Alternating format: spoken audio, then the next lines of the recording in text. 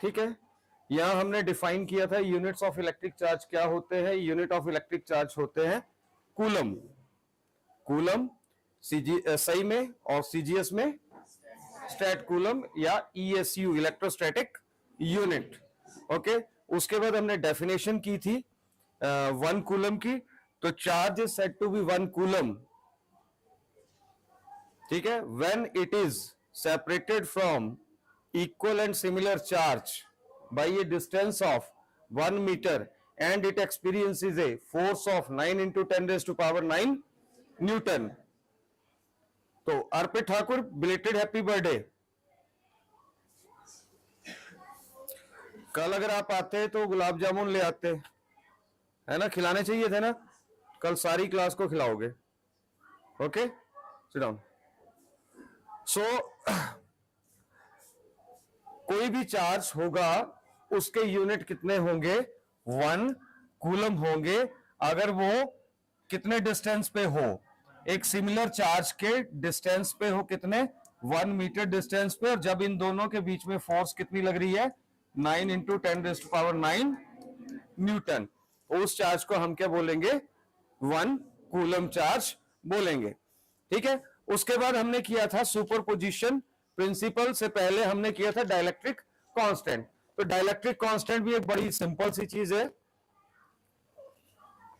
कि ये एक रेशो होती है। डाइलेक्ट्रिक कांस्टेंट क्या है या रिलेटिव परमिटिविटी क्या है, उससे पहले मैंने आपको बताया था कि अगर परमिटिविटी जो है सिंपल परमिटिविटी होगी उसको लिखेंगे एप्सिलॉन, एप्सिलॉन से। ठीक है, अगर चार्जेस प्रेजेंट हैं कहां पे, वैक्यूम के अंदर, तो लिखेंगे एप्सिलॉन, और चार्जेस अगर प्रेजेंट है किसी मीडियम में तो लिखेंगे एप्सिलॉन एम। अगर चार्जेस प्रेजेंट है वाटर में तो हम लिखेंगे एप्सिलॉन डब्ल्यू। ठीक है, तो वाटर को हम मीडियम ट्रीट करते हैं इसलिए हम उसको क्या लिखेंगे। ठीक है, तो जो अगर हमने कोई दो चार्जेस लिए, 1 2, ठीक है, इनके बीच में डिस्टेंस कोई फिक्स है, 1 मीटर 2 मीटर 10 मीटर जो भी है, ठीक है, इनके बीच इनको रख दिया हमने वैक्यूम के अंदर, इनको रख दिया हमने वैक्यूम के अंदर, और इन दोनों के बीच में लगने वाली फोर्स को कैलकुलेट कर लिया, कुछ भी आ गई। फिर हमने इन चार्जेस को उठाया एज इट इज ही, उतने ही डिस्टेंस पे किसी मीडियम में रख दिया, फिर से फोर्स कैलकुलेट की। ठीक है, फिर से हमने फोर्स जो है वो कैलकुलेट की, देन वी फाइंड दैट कि there is difference between the forces. Vacuum के अंदर फोर्स कुछ डिफरेंट होगी और मीडियम के अंदर फोर्स डिफरेंट होगी, तो उन दोनों फोर्सेस की जो रेशियो होगी, ऊपर हम लेंगे वैक्यूम के अंदर फोर्स और नीचे हम लेंगे मीडियम के अंदर फोर्स, और इन दोनों की जो रेशियो आएगी that ratio will be epsilon m upon epsilon naught. यहां ध्यान रखने वाली बात है, एफ नॉट ऊपर तो एप्सिलॉन नॉट नीचे, एफ एम नीचे तो एप्सिलॉन एम ऊपर, और इसको बोलते हैं relative permittivity. Relative permittivity is the ratio of the force of attraction or repulsion between the two charges present in vacuum to the force of attraction or repulsion between the two charges present in medium. Okay? और इसी को हम क्या बोलते हैं, शरण्या शर्मा, इसको बोलते हैं हम डाइलेक्ट्रिक कांस्टेंट। इसी को हम बोलते हैं डाइलेक्ट्रिक कांस्टेंट। सो ये हो गया आपका। उसके बाद हमने किया था, इनकी डेफिनेशंस आपने कर लेनी है, उसके बाद हमने किया था principal of superposition of charges. उसमें यह कहता था कि अगर हमारे पास दो चार्जेस है तो हम कूलम लॉ से फोर्स निकाल सकते हैं। अगर हमारे पास मोर देन 2 चार्जेस हैं, suppose we have 20 charges, 50 charges, n charges, number of charges और बड़े ज्यादा, ठीक है, तो उस केस में क्या करेंगे, पहले हम देखेंगे कि रिया को थप्पड़ किस किसने मारा, रिया को थप्पड़ किस किसने मारा, इसने मारा, इसने मारा, इसने मारा, मतलब रिया के ऊपर चार्ज 2 ने फोर्स लगाई, चार्ज 3 ने फोर्स लगाई, चार्ज 4 ने लगाई, n ने लगाई, समझ गए, तो रिया हो गई। अब रिया के बाद कनिका के ऊपर फोर्स, कनिका क्या है, चार्ज नंबर 2, तो 2 के ऊपर कौन कौन फोर्स लगाएगा, 1 लगाएगा, 3 लगाएगा, 4 लगाएगा, 5 लगाएगा और n लगाएगा। ठीक है, थर्ड चार्ज है, कोई भी हो, उसके ऊपर 1 भी लगाएगा, 2 भी लगाएगा, 4 लगाएगा, 3 खुद के ऊपर फोर्स नहीं लगाएगा। ठीक है, तो टोटल फोर्स जो होगी वो हमने लिखी थी कि फर्स्ट के ऊपर लगने वाली फोर्स जो है वो ये आएगी F1। इसके ऊपर लग रही फोर्स कौन कौन लगा रहा है, 2, 3, 4 एंड N। ठीक है, 2 के ऊपर लगने वाली फोर्स F2, इसके ऊपर कौन लगा रहा है, 1, 2 नहीं लगाएगा खुद के ऊपर, 3 लगाएगा, 4 N, 3 के ऊपर 1, 2, 4 N। इसी तरह से NH के ऊपर आ जाएगी और जो टोटल फोर्स होगी वो F1, F2, F3, Fn इन सब का क्या होगी, सम होगी। तो in this way we can calculate the force acting on a system of multiple charges, जिसको बोलते हैं principle of superposition of charges. आगे चलते हैं। उसके बाद मैंने कल आपको बताया था चार्ज डिस्ट्रीब्यूशन। चार्ज डिस्ट्रीब्यूशन का मतलब है कि चार्जेस जो हैं किसी अगर वायर के ऊपर प्रेजेंट है, चार्जेस अगर किसी वायर के ऊपर प्रेजेंट है तो उनको बोलेंगे हम लीनियर चार्ज डिस्ट्रीब्यूशन। अगर चार्जेस किसी सरफेस के ऊपर प्रेजेंट है, जैसे सपोज हमारा ये पैनल है तो this is what, this is surface. जैसे हमारा फ्लोर है दिस इज सरफेस, जैसे हमारा पेज है दिस इज सरफेस। तो चार्जेस अगर सरफेस के ऊपर प्रेजेंट है, सरफेस की शेप कुछ भी हो सकती है, तो उसको बोलेंगे हम सरफेस चार्ज डिस्ट्रीब्यूशन। और चार्जेस में भी पॉजिटिव, चार्जेस में भी नेगेटिव। मैंने यहां पे पॉजिटिव बनाया, नेगेटिव भी हो सकते हैं।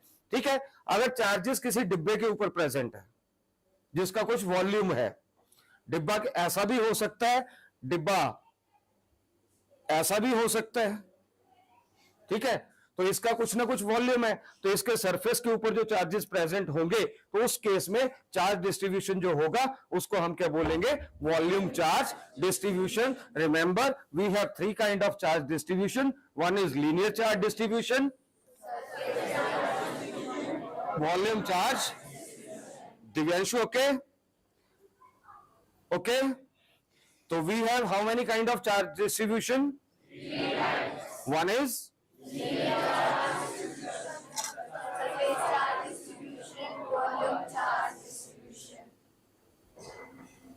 ओके। नाउ इसका पर्पस क्या है, इसका पर्पस क्या है, क्यों हम करने जा रहे हैं? ठीक है, तो सबसे पहले लिखते हैं, ये आपने लिख लिया था, ठीक है, अब लिखिए there are 3 kind of charge distribution.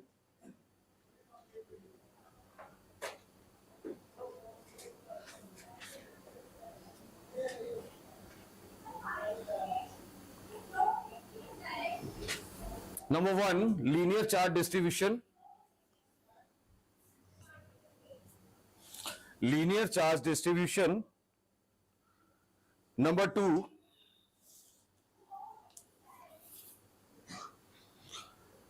firstly linear charge distribution. When charge is distributed over a line, when charge is distributed over a line,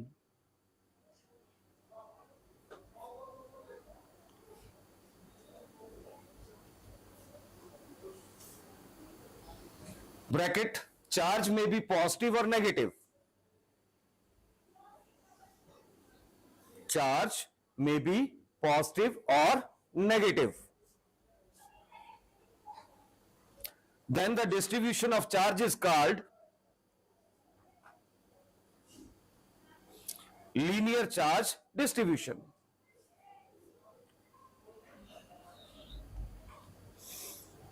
Distribution of charge is called linear charge distribution. Suppose I have this line, okay, इसके ऊपर मान लेता हूं charge present है और line जो है इसकी लेंथ है स्मॉल l और इसके ऊपर चार्ज प्रेजेंट है q।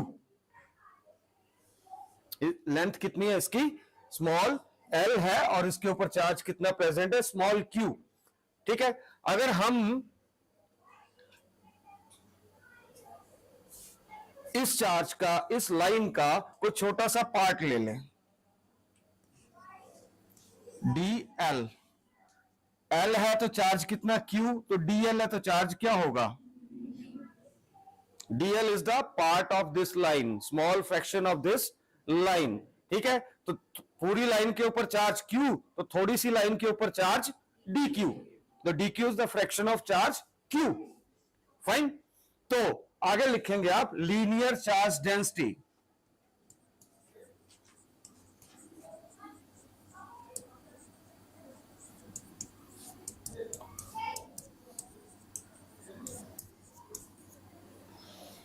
Linear charge density, it will be represented as lambda, and lambda is also Greek letter. It is represented as lambda and it is dq upon dl.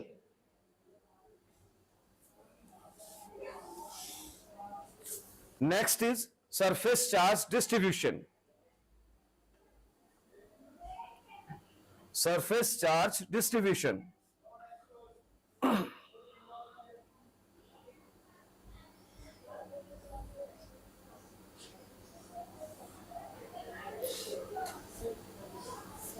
When charges are distributed over a surface,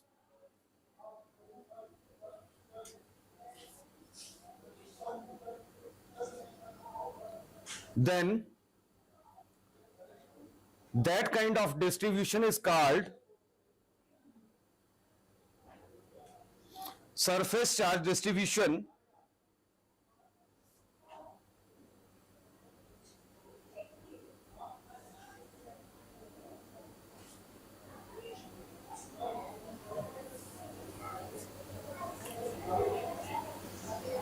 What I am drawing, you should draw. जो भी मैं बनाता हूं आप बनाओगे.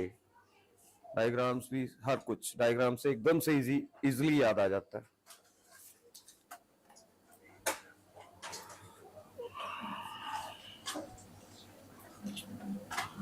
तो surface charge distribution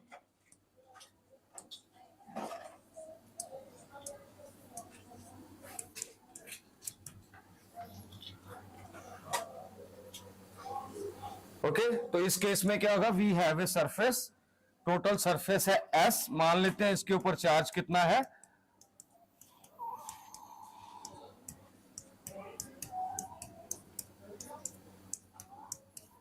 कितना है, स्मॉल क्यू है. अगर हम इस सरफेस का छोटा सा पार्ट ले लें, अगर हम इस सरफेस का छोटा सा पार्ट ले लें, तो उस छोटे से पार्ट को लिखेंगे ds और उसके ऊपर चार्ज कितना होगा, dq होगा.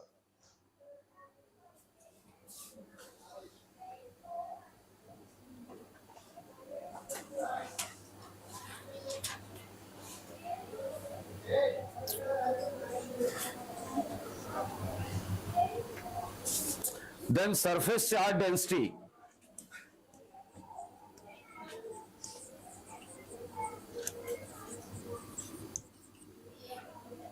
और इसको रिप्रेजेंट करते हैं सिग्मा से,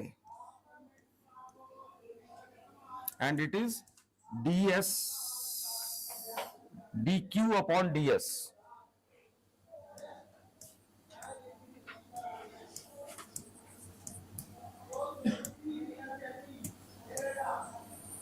This is surface charge density which is represented by sigma. Okay, sigma आप दो तरह से बनाते हो, एक ऐसा भी होता था और एक सिग्मा ये है. Sigma is also Greek letter. Alpha, beta, theta, gamma, eta, zeta, psi, phi, all these are Greek letters, and this is the surface charge density which is represented by sigma, and that is equal to dq upon ds. Next is volume charge distribution. Next is volume charge distribution.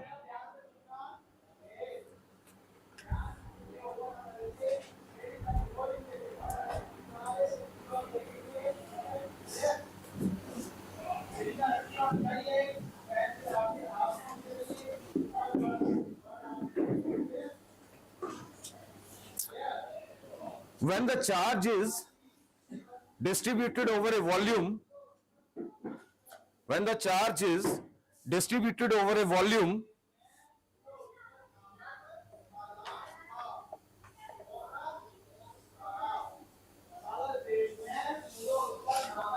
then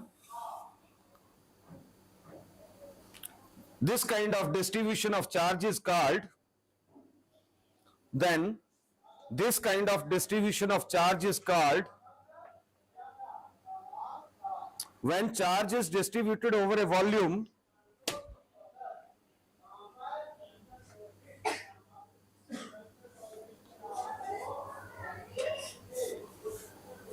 when charge is distributed over a volume, then this kind of distribution of charge is called volume charge distribution.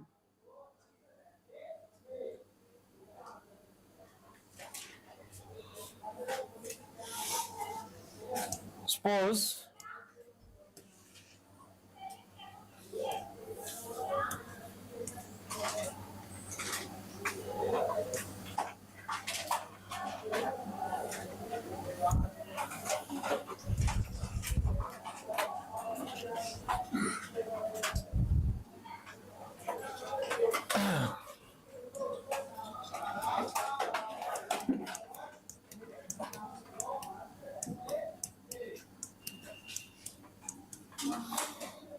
First volume है capital V और इसके ऊपर charge है small q.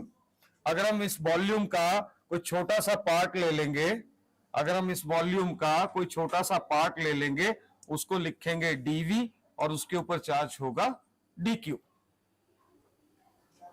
उसको लिखेंगे dV और उसके ऊपर चार्ज होगा dq.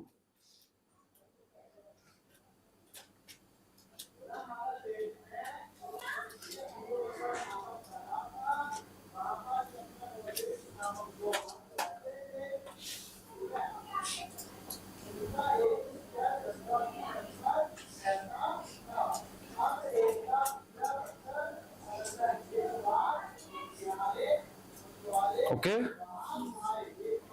then we will write volume charge density and we will write this as rho. Volume charge density, we will write this as rho.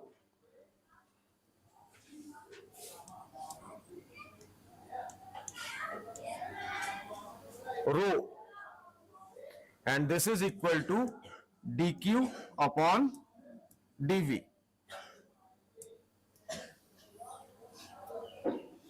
So remember, we will represent linear charge density with the help of lambda, and that will be equal to dq upon dl.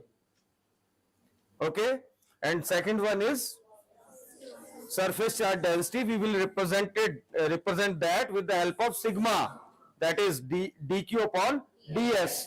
And similarly, third one is volume charge density. We will represent this with the help of rho, and that is dq upon dv. कि थोड़े से volume में थोड़ा सा charge है, उन दोनों की रेशियो क्या होगी?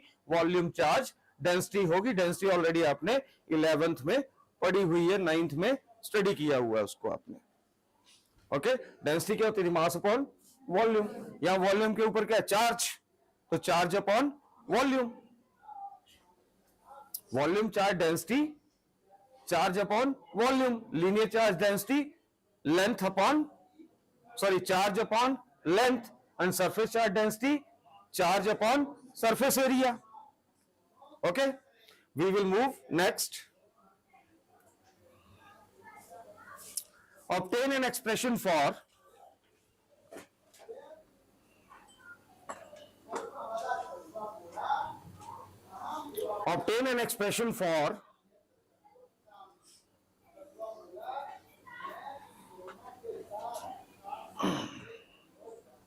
force acting on a charge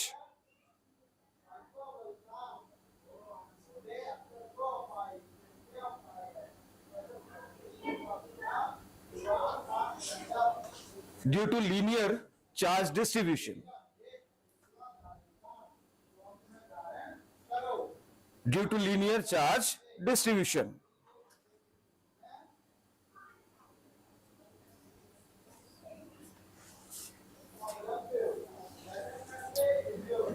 Okay, try to understand. ये वो चार्ज है जिसके ऊपर हमें क्वेश्चन को पढ़िए.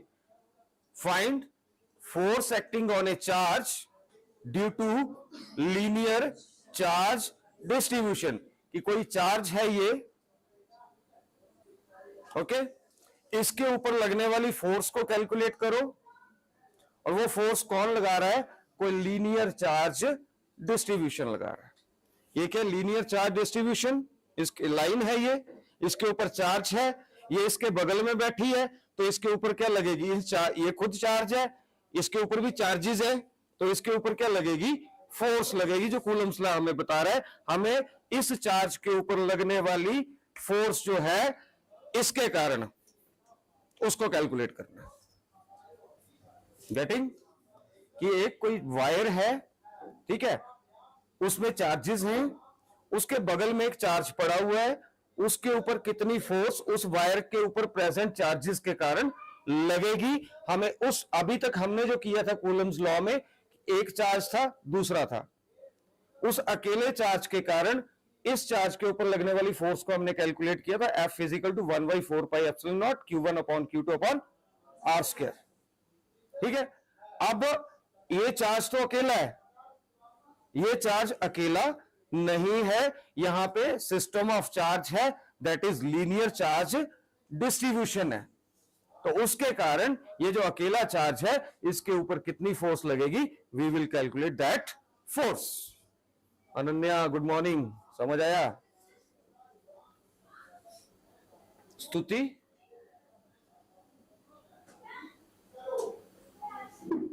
क्या बोला मैंने, क्या निकालने जा रहे हैं, निकालने जा रहे हैं?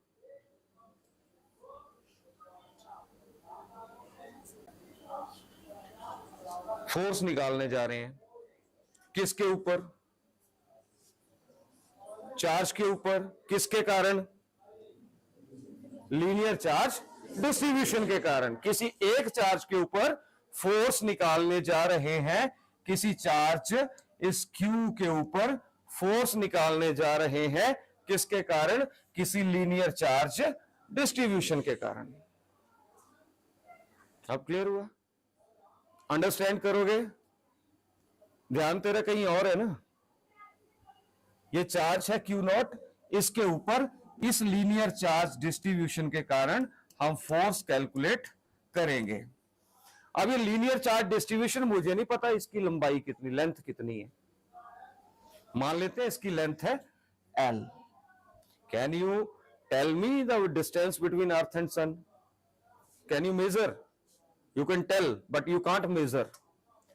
Okay, similarly we will imagine that the length is L carrying charge Q. Length of linear charge distribution is small l and it is carrying charge small q. Now we have to calculate the force acting on this charge, bechara charge Q naught, due to this linear charge distribution. For that we have to prepare a diagram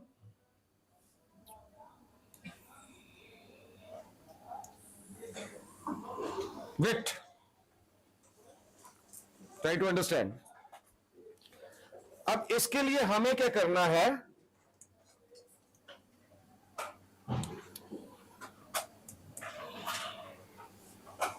stop, understand, simple है। अब सारे इसके कारण calculate करेंगे वो tough है। हम क्या करेंगे, इस लेंथ का, पूरे लीनियर चार्ज डिस्ट्रीब्यूशन का कोई छोटा सा टुकड़ा ले लेंगे, इतना सा, ठीक है। अगर पूरी लेंथ L है तो ये कितना हो गया, पूरे के ऊपर चार्ज Q है तो इसके ऊपर कितना हो गया। हम क्या करेंगे, इसके ऊपर फोर्स कौन लगाएगा, DQ। इसके ऊपर फोर्स कौन लगाएगा, चार्ज के ऊपर फोर्स लगा सकता है, तो इसके ऊपर फोर्स कौन लगाएगा, अरे दिमाग कौन लगाएगा, DQ। ओके, हम DQ के कारण इसके ऊपर लगने वाली फोर्स को कैलकुलेट कर लेंगे, उसके बाद उसको हम इंटीग्रेट कर देंगे, तो हमारे पास पूरी लेंथ के कारण लगने वाली फोर्स आ जाएगी। ऐसा आपने 11th में बहुत बार किया हुआ है। I can give you examples. Any doubt किसी को? निकालना क्या है, फोर्स किसके ऊपर, क्यू नॉट के ऊपर, किसके कारण, लीनियर चार्ज डिस्ट्रीब्यूशन के कारण। उसके लिए हमें क्या करना होगा, उस लीनियर चार्ज डिस्ट्रीब्यूशन का हम छोटा सा पार्ट ले लेंगे जिसका नाम रख देंगे डीएल और उसके ऊपर मान लेंगे चार्ज कितना है, डीक्यू। अब हम क्या करेंगे, डीक्यू के कारण इस क्यू नॉट के ऊपर लगने वाली फोर्स कैलकुलेट करेंगे, बाद में उसको इंटीग्रेट करेंगे, then we will get the total force acting on charge q naught due to whole charge linear charge distribution. इतना सा काम है। इसीलिए हमने लीनियर चार्ज डेंसिटी पढ़ी थी, इसीलिए हमने लीनियर चार्ज डेंसिटी पढ़ी थी। कंसीडर, अभी डायग्राम इनकम्प्लीट है, ओके पहले इतनी डायग्राम बना लीजिए।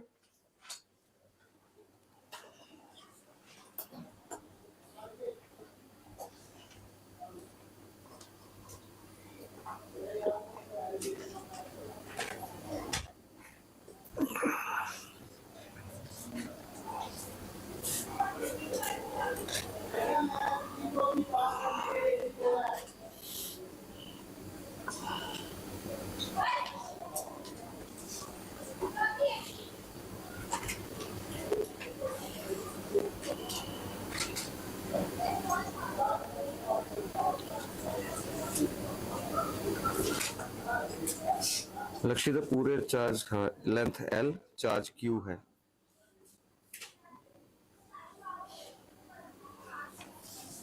ठीक है बेटे, लिखिए consider linear charge distribution carrying positive charge small Q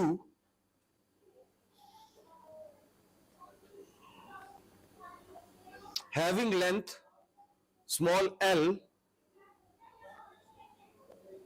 Consider linear charge distribution carrying positive charge small q having length L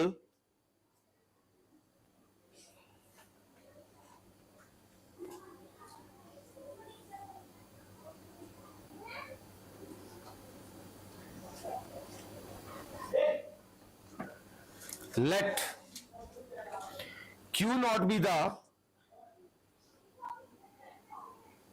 charge q naught, this is q naught, be the charge at point, कोई point मान लेते हैं B,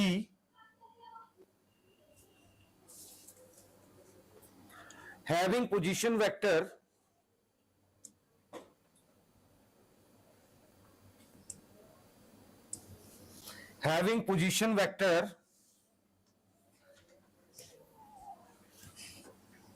R naught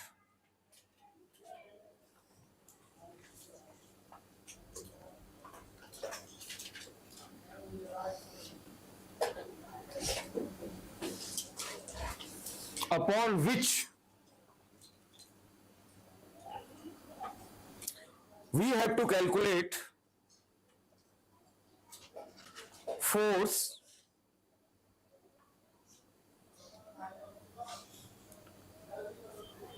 acting, upon which we have to calculate force acting due to linear charge distribution.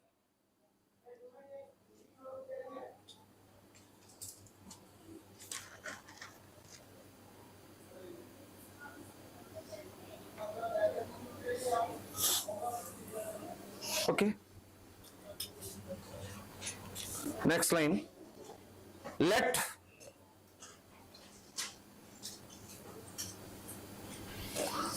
DL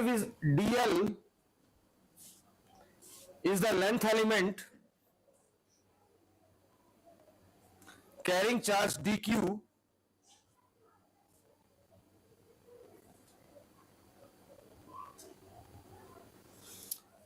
at point A having position vector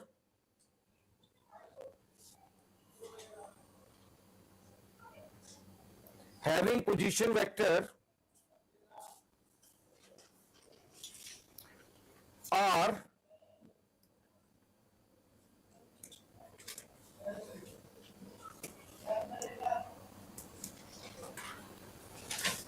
कोई भी point होगा उसका position vector जरूर होगा, कोई भी पॉइंट होगा उसका पोजीशन वेक्टर जरूर होगा, अगर वो पॉइंट कहां पे है, प्लेन में है, स्पेस में है, लाइन पे है। ओके, तो हमने क्या लिखवाया अभी कि कंसीडर ए लेंथ एलिमेंट, कौन सा, ये वाला dl carrying charge dq at point a having position vector r।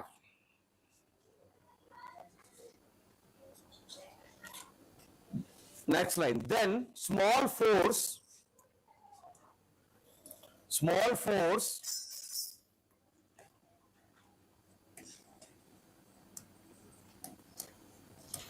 on q naught due to dq, charges है ना, फोर्स तो लगाएंगे हम। Q नॉट क्यों ले रहे हैं, Q नॉट को बोलते हैं टेस्ट चार्ज। कौन सा चार्ज,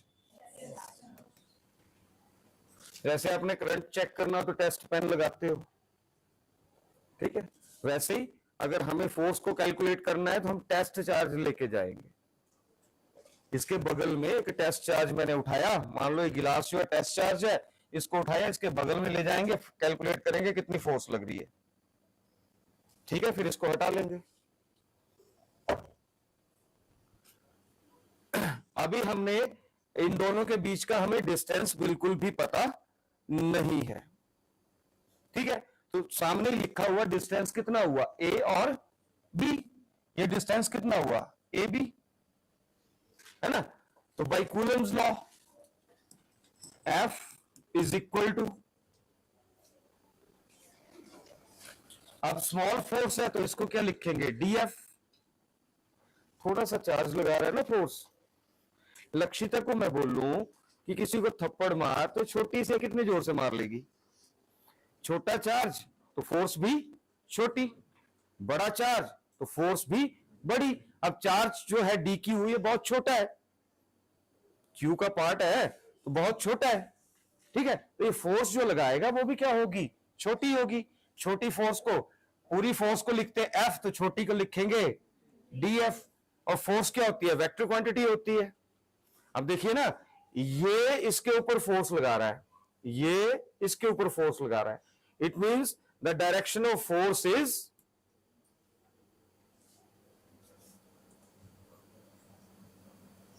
दिस। अगर फोर्स की डायरेक्शन है तो फोर्स क्या होगा, वेक्टर। वेक्टर रिप्रेजेंट करना है तो क्या लगाएंगे उसके ऊपर, arrow.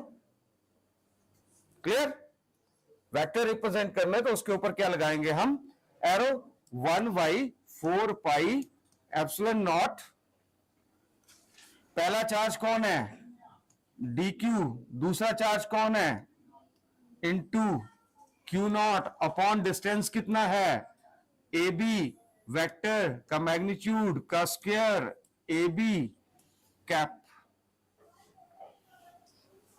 ab cap unit vector. इतना इतना तो मैग्नीट्यूड आ गया, और यूनिट वेक्टर लगा देंगे तो वो क्या बन गया, वेक्टर बन गया।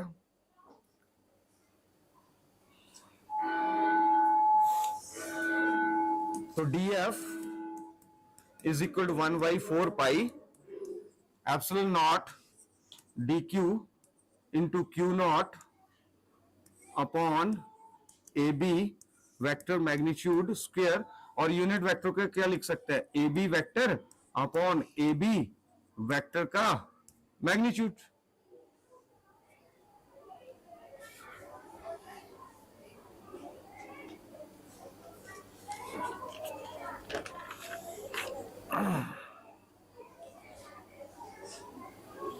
अगर हम ट्राइंगल ऑफ वेक्टर एडिशन, तुम्हारा नाम क्या है, वंदना, वंदना, अगर हम ट्राइंगल ऑफ वेक्टर एडिशन बेटे यूज करें तो ये वेक्टर और ये वेक्टर दोनों ऑर्डर में है, और ये उनका रिजल्टेंट है। हमें निकालना क्या है, ए बी वेक्टर। लिखिए, by triangle of vector addition, इसको 1 ले लो, by triangle of vector addition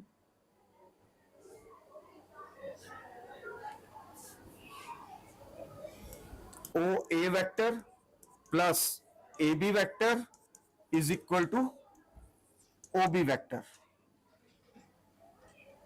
तो ए बी क्या आ जाएगा, O B vector minus OA vector.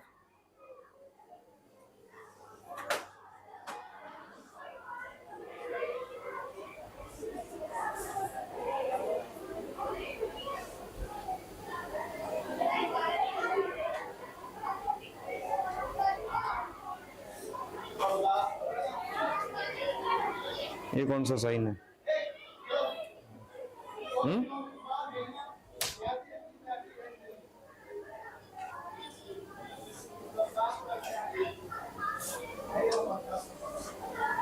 Hand writing proper कर ले, नहीं तो हाथ में पेन डाल के ना डंडे से मारूंगा ऐसे।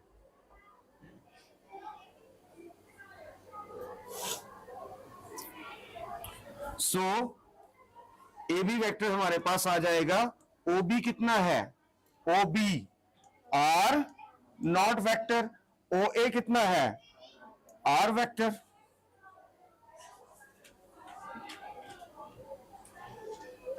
Okay, put in 1,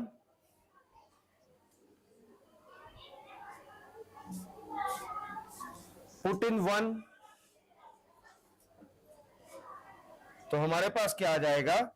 D F vector is equal to 1/4 epsilon naught D Q into Q naught upon are naught vector minus are vector mod cube R naught vector minus are vector.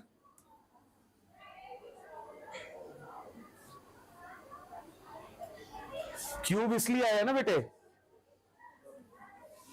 ये इसके साथ multiply कर दिया, इसकी power 1 है, दोनों का base same है, आपस में क्या हो रहे हैं? मल्टीप्लाई हो रहे हैं, तो पावर क्या होगी? तो रेज टू पावर क्या हो गया? 3 हो गया।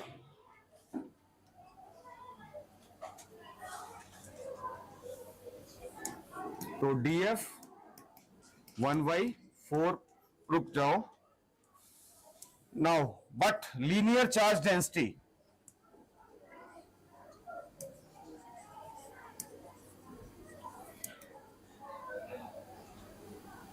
हाँ, lambda is equal to D Q upon DL. तो यहां से हम क्या निकाल लेंगे? डी क्यू निकाल लेंगे, लैम्डा इंटू डीएल। इसको ले लो 2, put in 2,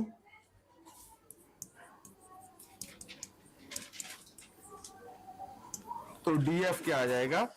1/4 epsilon naught D q की जगह lambda into dl into Q naught upon are naught minus are vector mod cube into r naught minus are vector. Brackets का ध्यान रखिएगा।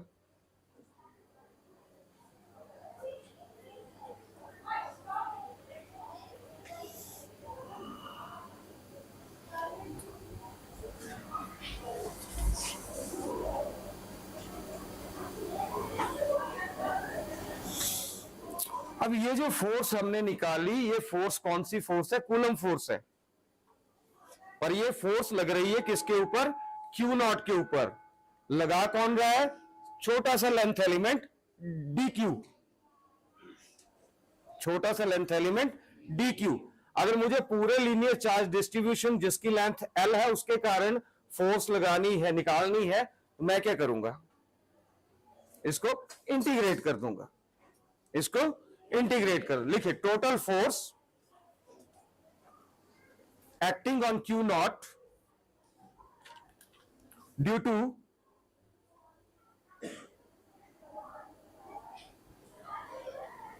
whole linear charge distribution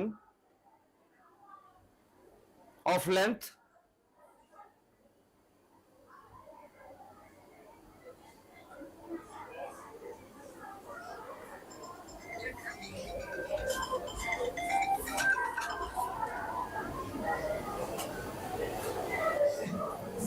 तो वो force क्या आएगी?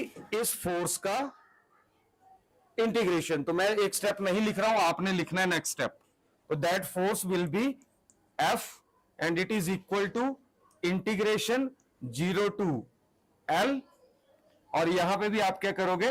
Integration 0 to l. Next step में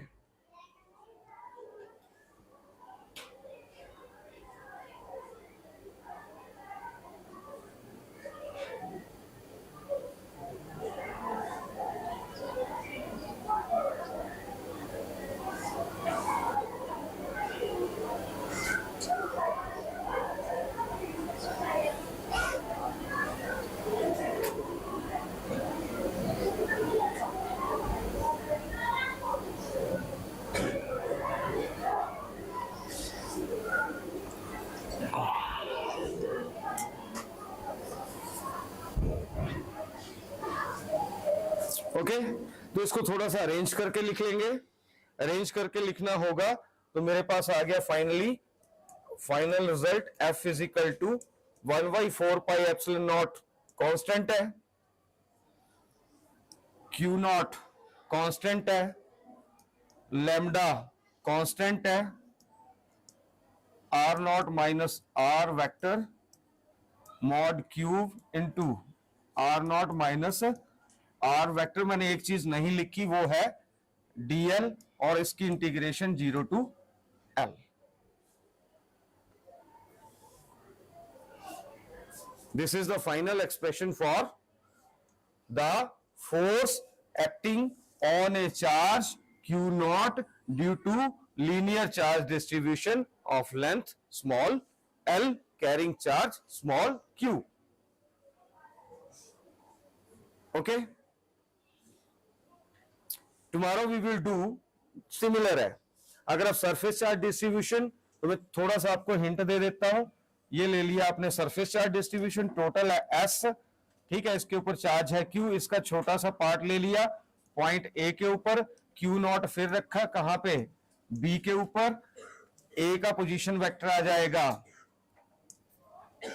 ठीक है, इसका पोजीशन वेक्टर आ जाएगा R वेक्टर और इसका पोजीशन वेक्टर आ जाएगा R नॉट वेक्टर। ये A और ये B, बस इसमें और उसमें फर्क क्या है, उसमें हमने लीनियर चार्ज डेंसिटी ली, इसमें हमने सरफेस चार्ज डेंसिटी लेनी है। बाकी सेम रहेगा, Q L की जगह S आ जाएगा, जहां भी L है वहां पे क्या आ जाएगा, S आ जाएगा, वहां पे सरफेस एरिया बोलोगे, ठीक है। बाकी एक्सप्रेशन में आप देखोगे तो लास्ट में सिर्फ ये डिफरेंस होगा कि आपका जो लैम्डा है इसकी जगह उस केस में क्या आएगा, सिग्मा। और अगर तीसरा केस ले लेंगे वहां पे आप वॉल्यूम ले लो, ठीक है, एक बड़ा वॉल्यूम है, इसका बड़ा वॉल्यूम V चार्ज Q, छोटा वॉल्यूम dV चार्ज dQ, बाकी सेम वैसा है। और उस केस में क्या आ जाएगा, रो, बाकी सारी चीजें सेम रहेंगी। उस केस में L था, सरफेस के केस में S आ जाएगा और वॉल्यूम के केस में V आ जाएगा। कल आप इन दोनों को करके आइएगा, ओके। और इंग्लिश का ये वीकली टेस्ट जो हम स्टार्ट कर रहे हैं, ये 3 टेस्ट हुआ करेंगे पर मंथ, जैसे लास्ट ईयर हाफ मंथली होता था, we close that half monthly. ये 3 टेस्ट होंगे आपके पर मंथ, इन तीनों का रिजल्ट हम कंबाइन करेंगे। कंबाइन करने के बाद फाइनल रिजल्ट आपका at the end of the month क्या आता है, उसके बेस पे होगी आपकी पीटीएम, ठीक है। तो आपने जो वीकली टेस्ट होंगे इनको सिंसियरली लेना है, समझ गए, ठीक है। क्योंकि अभी से अगर आप ये कैच कर गए, या केमिस्ट्री है, फिजिक्स है, मैथमेटिक्स है, या बायोलॉजी है, उसको कैच कर गए तो आप कर पाओगे। अगर आप सोचोगे बाद में हो जाएगा तो फिर कुछ नहीं होगा, फिर ये समझ नहीं आती हैं चीजें, क्योंकि सेकंड यूनिट इससे रिलेटेड होगा, थर्ड इससे रिलेटेड है, आगे के जितने यूनिट है वो इसीलिए मैं बहुत स्लो चल रहा हूं। तो सीरियस होके अपना डेली जो आपको मैं करवा रहा हूं थोड़ा थोड़ा, चाहे फिजिक्स का हो, केमिस्ट्री का हो, मैथ्स का हो, बायो का हो, उसको डेली अपनी फेयर नोटबुक में फेयर करिए, एग्जैक्ट करिए, उसको तैयार करिए। सोच लीजिए कल हमारा टेस्ट है, ये नहीं जिस दिन टेस्ट है उसी दिन प्रिपरेशन करनी है, डेली रूटीन बना लीजिए आप, फिर देखिए बहुत सिंपल है। और हर चीज की, जैसे मैंने यहां पे बताया, ये आ गया तो ये इससे मिलता जुलता ही है, L की जगह S, और L की जगह V, तो ये चेन बनती जाएगी। और अगर चेन आप नहीं बना पाए तो फिर एंड में आपका यही होगा कि क्रैम करना पड़ेगा आपको, जिससे मार्क्स नहीं आते।